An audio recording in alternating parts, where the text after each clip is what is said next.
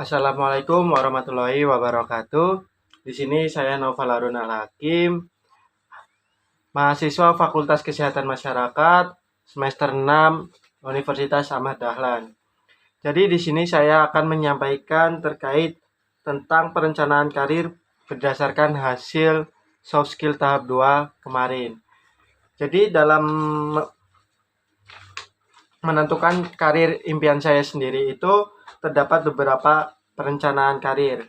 Yaitu yang pertama ada terkait tentang karakter, sifat atau kebiasaan, kemudian yang kedua ada pendidikan, ketiga pengetahuan, keempat keterampilan, kelima nilai-nilai, dan keenam atau terakhir itu persyaratan lainnya. Nah, untuk karakter sendiri itu saya memiliki sifat atau karakter tenang, kemudian sabar dan pantang menyerah. Tetapi untuk terkait sifat tenang itu saya masih dalam tahap yang kurang. Nah, kemudian untuk pendidikan dalam menentukan karir impian saya sendiri itu yaitu saya harus menyelesaikan S1 Kesehatan Masyarakat, kemudian S2 Kesehatan Masyarakat.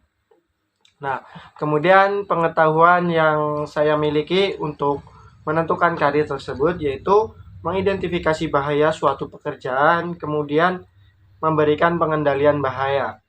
Nah, dalam keterampilan juga itu saya memiliki kebiasaan dan dalam keterampilan itu public speaking, kemudian komunikasi yang baik, kemudian kemampuan berinteraksi dengan orang lain. Nah, tapi ada juga keterampilan yang masih saya harus terapkan dalam kehidupan yaitu sebagai pendengar yang baik.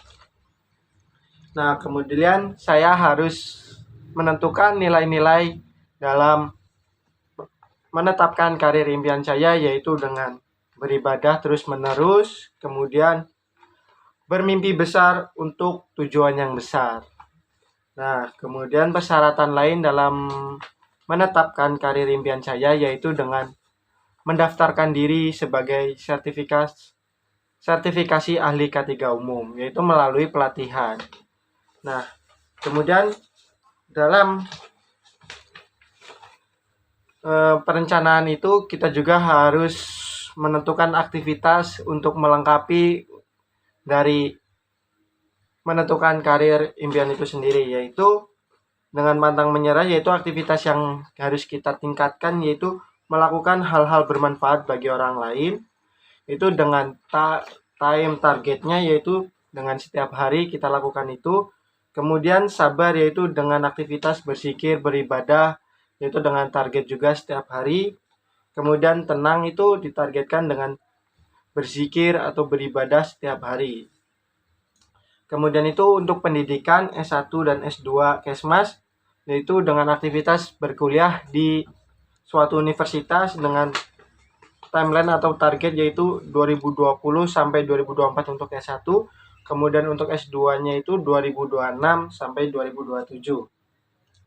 Nah, terus untuk pengetahuan sendiri mengidentifikasi bahaya suatu pekerjaan dan memberikan saran pengendalian bahaya, yaitu dengan aktivitas menyelesaikan mata kuliah yang ada di perkuliahan kita, kemudian browsing info di internet, yaitu dengan target waktu 2020 sampai 2024 bersamaan dengan perkuliahan.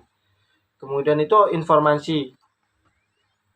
Itu ada gambaran tugas K3 di suatu perusahaan dan tuntutan kerja K3 di perusahaan.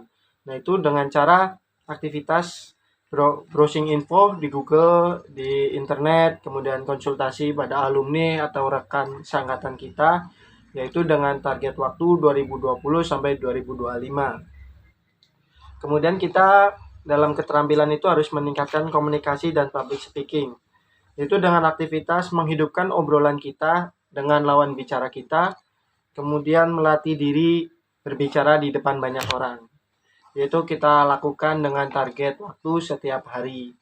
Nah, kemudian itu untuk perlengkapan lainnya seperti ahli K3 umum itu dengan kegiatan kita mengikuti pelatihan atau sertifikasi tersebut setelah perkuliahan selesai atau kita setelah lulus kuliah.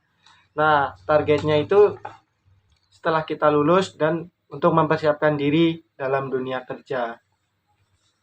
Itulah perencanaan karir berdasarkan diri saya dengan hasil mengikuti tahap soft skill tahap 2. Mungkin hanya itu yang bisa saya sampaikan. Mohon maaf bila ada tutur kata yang kurang berkenan untuk teman-teman di sana yang menonton video ini. Semoga bermanfaat. Wassalamualaikum warahmatullahi wabarakatuh.